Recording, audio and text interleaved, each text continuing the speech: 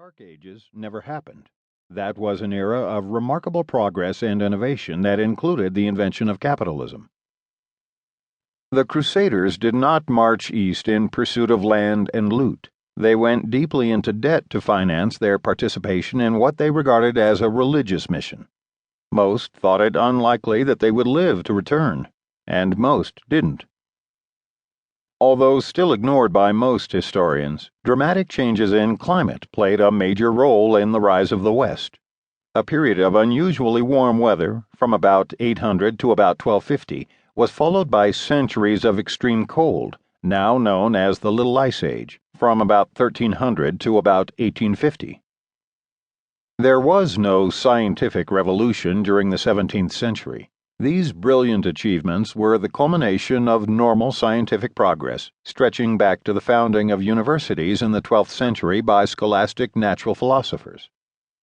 The reformations did not result in religious freedom, but merely replaced repressive Catholic monopoly churches with equally repressive Protestant monopoly churches.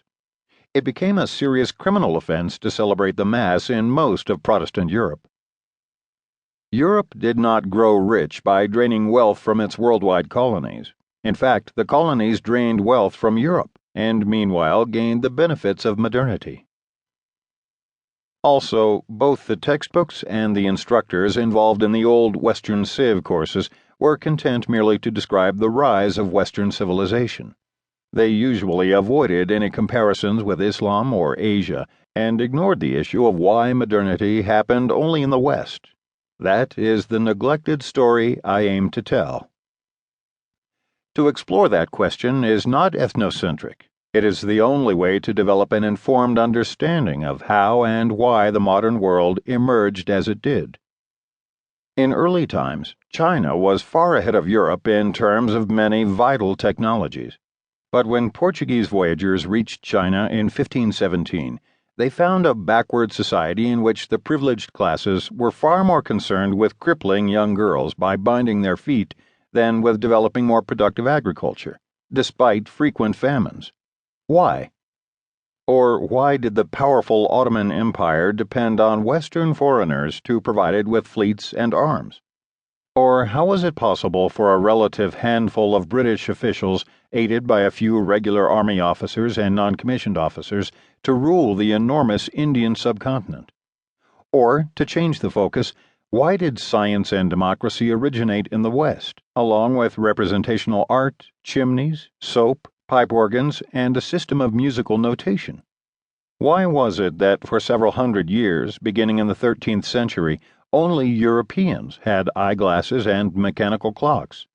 And what about telescopes, microscopes, and periscopes? There have been many attempts to answer these questions.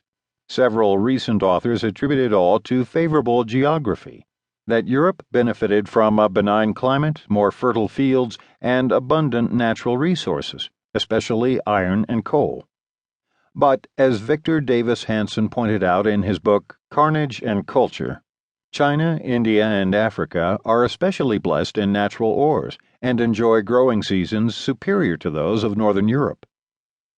Moreover, much of Europe was covered with dense hardwood forests that could not readily be cleared to permit farming or grazing until iron tools became available.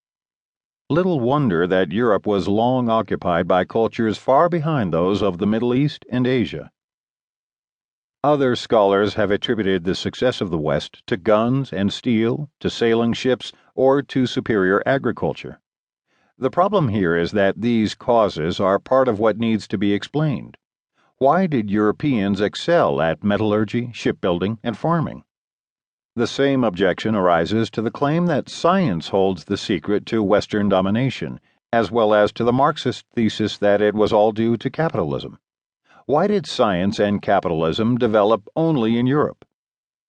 In attempting to explain this remarkable cultural singularity, I will, of course, pay attention to material factors.